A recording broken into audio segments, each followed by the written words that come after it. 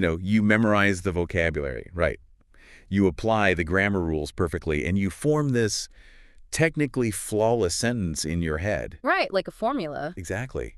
It feels incredibly logical, almost like you're solving a math equation. But then you step out into the real world. And the real world doesn't wait for you to do the math. No, it doesn't. You open your mouth to order a coffee or, talk to a colleague, and it just sounds robotic. Yeah. You run into this incredibly frustrating realization that even when your grammar is 100% correct, you still don't sound natural. Right. You feel less like a human being having a conversation and, I don't know, more like a textbook come to life. Oh, absolutely. It is the absolute definition of the fluency plateau. You Right. have all the necessary pieces, right? Yeah. But those pieces aren't clicking together the way they do for native speakers in real-time communication. It's like a bottleneck. Exactly. For the learner listening to this right now who feels perpetually stuck in that robotic phase, well, the gap between studying a language and actually using it can feel pretty insurmountable. It really can. And so today on the deep dive, we are dismantling the myth of the native speaker. We're going to completely redefine what fluency actually looks like. It's a much-needed shift in perspective, honestly. It is. We're pulling insights today from a fascinating transcript. It's a real session between an English coach and a student, pulled from the guide Mastering Natural English. Yeah, that source material is just gold. It is. And our mission today is to move you from treating English like an academic subject to wielding it as an active daily tool. I love that, an active tool. Right. So, okay, let's unpack this. The biggest myth we need to shatter right out of the gate is this deeply ingrained idea that native speakers are just, walking grammar calculators. Right, like they're doing complex algebra before they speak. Exactly. The idea that they're building every single sentence from scratch, word by word. Yeah, I mean, if you try to construct every sentence word by word while you're standing in front of someone, you're inevitably going to freeze up. You just freeze. You have to. The cognitive load is simply too massive. Native speakers rarely perform that kind of mental gymnastics. So what are they doing instead? Well, fluency actually relies on utilizing ready-made expressions. These are commonly referred to as chunks. Chunks, okay. Right. A chunk is just a group of words that are frequently used together. So instead of storing individual isolated vocabulary words in your brain, you store the entire phrase as a single, indivisible unit. Oh, that makes so much sense. Yeah. The woodworking analogy comes to mind here. Oh, yeah. Let's hear it. So learning vocabulary as individual words, it's kind of like buying raw lumber to build a chair every single time you want to sit down. Oh, wow. Yeah. That sounds exhausting. Right. Imagine being at a dinner party and someone asks you a question, and instead of just answering, you mentally pull out a saw. You're measuring the angles. Right. You measure the angles, you cut the wood, you hammer the nails of grammar and vocabulary together. Well, the other person is just staring at you. Exactly. Yeah. It takes forever, the conversation stalls, and you leave the other person just standing there waiting for you to build the chair. That is a perfect way to visualize it, because learning these chunks, well, it's like buying pre-assembled furniture. Yeah. It's ready to use instantly. Mhm. You just pull up the chair and sit. You just sit down. No tools required. Exactly. What's fascinating here is the underlying cognitive mechanism behind that pre-assembled furniture. Okay, lay it on me. When you learn a chunk, like, give me a second, your brain completely bypasses the grammar calculation phase. Oh, so it doesn't even think about the grammar. Not at all. It Oh. doesn't retrieve the verb give, and then the pronoun me, then the article a, and then the noun It second. just grabs the whole thing. Right. It stores that entire string of words in the exact same amount of mental space as a single word. So when a situation demands that you buy some time to think, your brain just fires off that one cohesive unit. Give me a second. Which drastically reduces the lag time in a conversation, right? Yeah. Because you aren't processing 4 different grammatical components. Ooh. You're just deploying one tool. Just one. So instead of memorizing the isolated word idea, Yeah. you internalize the chunk. I've got an idea, Yes. Or instead of just the word understand, you deploy the chunk. I see what you mean. right? Or you lean on conversational staples, like, to be honest, or as far as I know. Exactly. And bypassing that calculation phase is crucial because the brain needs to process language at the speed of thought. At conversational speed, yes. But to achieve that speed, we have to eliminate the single biggest processing lag that plagues language learners. Coaches. Mental translation. Oh, yeah, the translation trap. It's a huge barrier. Thinking a thought in your mother tongue and then acting as your own internal interpreter. Yeah. Translating it word by word into English, well, It adds a massive detour to your cognitive processing. You're basically forcing your brain to play a game of telephone with itself. That's exactly what it is. And to eliminate that middleman, the goal is to start thinking in simple English by directly associating real-life situations with the language itself. Without the mother tongue acting as a filter. Right, no filter. So when you wake up in the morning, you don't conceptualize a thought in your native language and then run it through a translation matrix. You just directly attach the English chunk to the physical feeling of waking up. Yes. You feel tired, and the thought is instantly, I'm still sleepy. You look at the clock, I need to get up. You look at your nightstand, where's my phone? You see the time, oh, I'm running late. Exactly. Yeah. The physical environment triggers the English directly. Okay, so if you misplace something on your way out the door, you associate the immediate panic of that moment with the chunk, where did I put my keys? You got it. The internal monologue shifts fundamentally. You stop asking your brain, how do I translate this complex emotion? And you start asking, what would I naturally say in English in this exact moment? Precisely. But wait, I have to push back on this a little bit. Okay, go for it. Because I'm putting myself in the shoes of the learner right now. Sure. Isn't it exhausting to constantly try to narrate your entire complex life, with all its nuance and stress and philosophical depth in a second language all day long? Oh, yeah. Like attempting to maintain an internal monologue about a complicated spreadsheet at work in a language I'm still learning. That just sounds like a recipe for a massive headache. Oh, that is a very common fear. And honestly, if you try to do that, you will absolutely burn out by noon. Right. It's too much. The crucial distinction here is that you aren't trying to narrate complex philosophical debates or intricate work problems internally. Oh. Look at the specific examples we just discussed. I'm still sleepy. Where did I put my keys? I need to hurry up. Yeah, they're very simple. Exactly. We are talking about attaching simple, immediate English to your most basic, automated daily routines. Ah, okay. So you're laying a very basic foundation of situational awareness. Yes. You are building direct situational associations with simple, physical actions. Pouring coffee. Looking for your shoes. Opening a door. Right. Great. Over time, that direct association, which is now free from the friction of translation, becomes the scaffolding for more complex instant communication down the line. You're training the brain to trust the direct English connection first. Exactly. You build the habit. And when you start trusting that direct connection and utilizing these chunks, you bypass translation and the mouth literally starts moving faster. It does. Which brings us to a mechanical reality of spoken English that trips up a lot of learners, especially those who are used to reading textbooks. Textbooks don't teach you how people actually sound. No, they don't.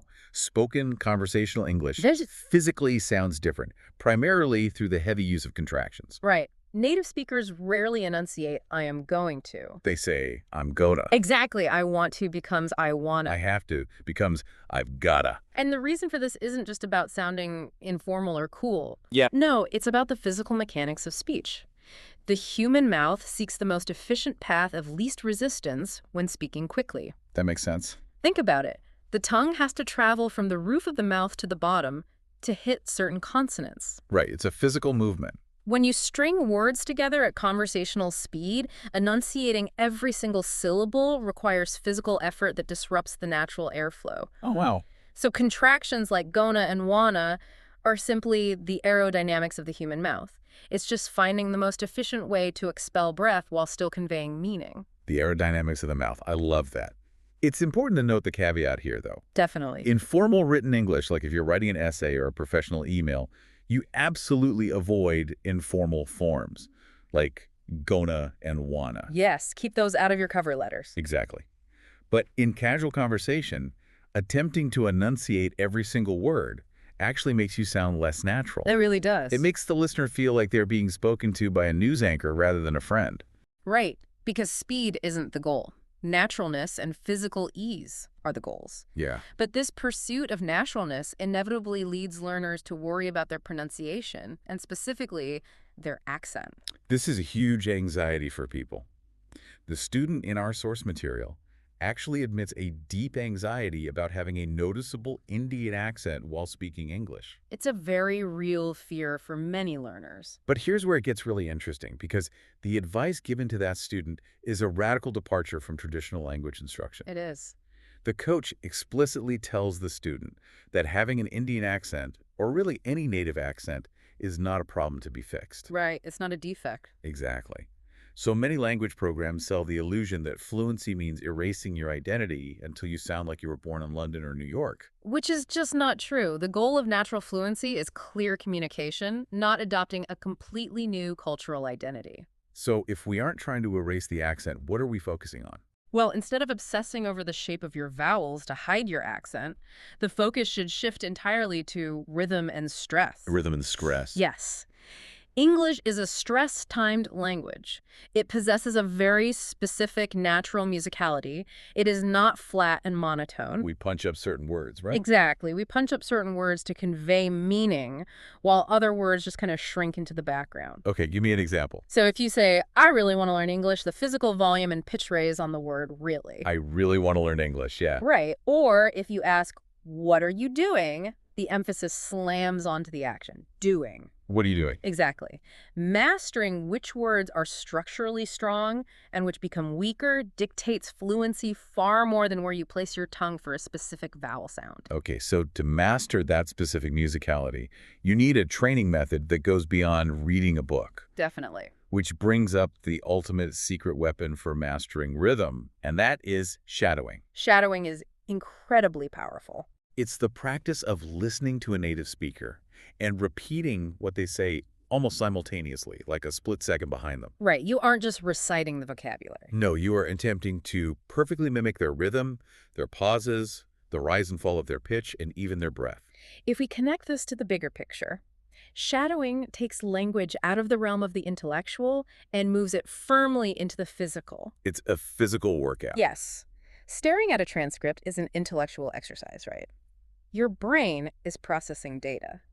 But when you shadow a speaker out loud, matching their exact vocal cadence, you are building physical muscle memory. In your jaw and your tongue. Yes, in your jaw, your tongue, your vocal cords, you are quite literally training your body to produce the natural music of the language. Which bypasses the analytical brain entirely. Completely. It's like you're learning to sing the song Yep. rather than just reciting the sheet music. That's a beautiful way to put it. But, okay, let's look at the reality of real-world communication. Right.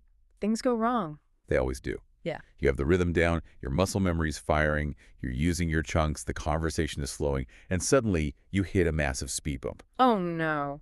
Your brain completely blanks on a specific noun. The chunk just falls apart because the central word you need vanishes from your memory. The dreaded mental freeze. Yes. And the instinct for most learners in this moment is to hit the brakes. Just stop the conversation dead. Right. And you awkwardly search your mental dictionary while the other person is just staring at you. It's agonizing. Yeah. But the skill that separates a struggling learner from a fluent speaker in this exact moment is circumlocution. Circumlocution. It sounds complicated, but it's really just the art of talking around a word when you can't remember the word itself. Exactly. I think of it like taking a quick detour on a road trip, you know? Oh, I like that. You still arrive at your destination, which is communication, even if the main bridge, the exact vocabulary word, is temporarily out. Right. It's like playing that game Taboo or Catchphrase. Oh, yeah. In those games, the entire point is that you are forbidden from using the exact word. If your card says umbrella, you don't just forfeit the game and sit in silence. No, you frantically use whatever vocabulary you do have to trigger the concept in your partner's mind. You say the thing you open up and hold over your head when it's raining. Exactly. If you forget the word thermometer, you don't panic. You say, the glass tube we use to check someone's temperature. Right. You deploy simpler terms to bridge the gap. Because the objective isn't finding the perfect vocabulary word. Right. The objective is successful communication. Fluent speakers know how to keep the momentum of the conversation moving forward, even when their vocabulary fails them. And to help maintain that momentum while you're busy playing a mental game of Taboo, fluent speakers rely heavily on conversational fillers. Also known as discourse markers. Right. These are the small expressions used to buy time and provide scaffolding for your thoughts. Words like, well, actually, basically, let me think, or to be honest. They function as a natural buffer. If someone asks, did you enjoy the movie? And you bluntly reply, yes, it was interesting, the interaction feels incredibly stiff. Like an interrogation? Right. But if you pad it naturally and say, actually, I did. I thought it was really interesting. It softens the delivery. It does, and it sounds entirely native. The vital warning here, however, is moderation. Oh, for sure. Fillers are scaffolding, right? They support the structure of your speech. But if you overuse them, saying like, or basically every 3 seconds, well, the scaffolding obscures the building. It becomes a nervous habit that distracts your listener. Exactly. Another key strategy to keep the interaction alive is expanding your answers to build rapport. Because a one-word answer is a conversational dead end. It really is. If a colleague asks, "How was your day?" and you just say, "Good," you've effectively terminated the exchange. You shut it down. But if you expand that answer, it's pretty good. I had a busy morning, but I got a lot of things done. You've transformed a dead end into a mini narrative. You've given the other person multiple hooks to grab onto. Right. They can ask about your busy morning or what you accomplished. You are actively inviting them to participate in the conversation rather than shutting the door in their face. Exactly. So we've broken down the mechanics here. We have. We have pre-assembled chunks, the elimination of mental translation, the physics of contractions, the muscle memory of shadowing, the game theory of circumlocution, and the use of fillers. It's a lot of tools. It is. So how does the learner listening to this right now actually implement this into their daily life without feeling completely overwhelmed by all these separate techniques? Well, the beauty of this methodology is how it translates into a highly structured, surprisingly manageable daily action plan. Okay, what does that look like? It requires a 20-minute daily fluency routine, strictly broken down into 4 5-minute blocks. Just 20 minutes total. Just 20. The short duration is intentional. The cognitive focus required to truly practice these mechanics is intense. I can imagine. So limiting each phase to 5-minute sprints prevents cognitive fatigue and keeps the brain highly receptive. Okay, walk us through those 4 sprints. What's the first one? The first 5 minutes are dedicated purely to listening to natural English. Natural English. Yes. This means avoiding slow, over-enunciated textbook audio. Throw the textbook CDs away. Exactly. You listen to podcasts, interviews, or natural native speech, tuning your ear strictly to the rhythm and the chunks we discuss. That's absorbing it. Okay, what's next? The second 5-minute block is active shadowing. The muscle memory. Right. You take a snippet of that natural audio you just listened to and you repeat it, mimicking the breath, the pauses, and the stress perfectly, building that physical muscle memory. Okay, so we have listening, then shadowing. What's the third sprint? The third sprint is where you generate your own speech. 5 minutes of speaking by yourself out loud. Oh, like talking to yourself in the mirror. Kind of, but the goal isn't to give a TED Talk, right? It's just to describe familiar concepts. Okay. Narrate your morning routine, summarize the plot of a movie you just watched, or simply describe the physical objects in the room you are sitting in. And this is where you rely on direct situational association rather than translation. Exactly. No mother tongue allowed. Got it. And the final 5 minutes? The final 5 minutes are spent reviewing. You write down and review the useful phrases and new chunks you encountered during your listening phase. Expanding your mental library of pre-assembled furniture. Precisely. Now, for the speaking sprint, there is an advanced technique that provides massive returns, though it does require a bit of bravery. Uh-oh. What is it? Recording yourself. Oh, wow. Yeah, getting past the cringe factor of hearing your own voice is tough for everyone. It really is. But listening back to that recording is an unparalleled feedback loop. I can see that. You aren't judging yourself harshly, you're acting as an objective observer. You listen to identify 3 specific things. Which are? Where did I hesitate? Which words did I pronounce unclearly? And which sentences felt mechanically built rather than naturally produced? That's incredible feedback. It is. But this raises an important question for anyone implementing this routine. When you are doing this practice, analyzing your recordings and trying to improve, what is your ultimate goal? Who are you actually trying to sound like? That is the million-dollar question. And the answer is incredibly freeing. You are not trying to sound like an American news anchor or a British aristocrat. Right. You are trying to sound like the best, most confident version of yourself. Well, you don't need a flawless accent. And you don't need to deploy a vocabulary of 10,000 obscure words. Exactly. The core philosophy here is that communication fundamentally trumps perfection. It's about connection, not perfection. Yes. You need regular, focused practice, a solid library of useful chunks, and the willingness to open your mouth, make mistakes, and keep the conversation moving. So what does this all mean? It means fluency isn't a trophy you were awarded for memorizing enough textbooks. No, it isn't. Fluency is the byproduct of actually using the language as a physical tool. Yeah. I want to quote the student from the transcript here because it really summarizes this entire paradigm shift perfectly. They said, "I don't need to speak perfect English. I need to speak English confidently and naturally." It's so true. Hmm. Ditch the pursuit of mathematical grammatical perfection. Yeah. Embrace the chunks, lean into the natural rhythm of your vocal cords, and actively practice taking those conversational detours when a word escapes you.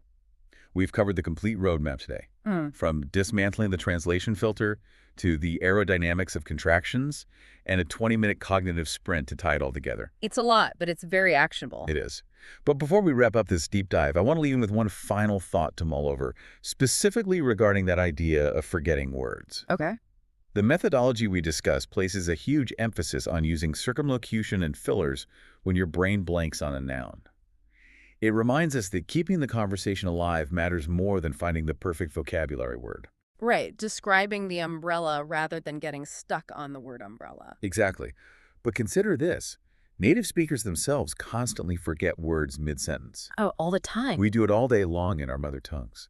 We pause, we say, let me think, and we end up describing the thing you use when it rains because the word umbrella just magically vanished from our native brains. It really does happen. So perhaps the feeling of not knowing the perfect word isn't actually a failure of your language learning at all. Perhaps having that occasional brain freeze and smoothly, confidently talking your way around it using fillers and taboo-style descriptions is actually the truest sign that you have finally learned to communicate exactly like a native speaker.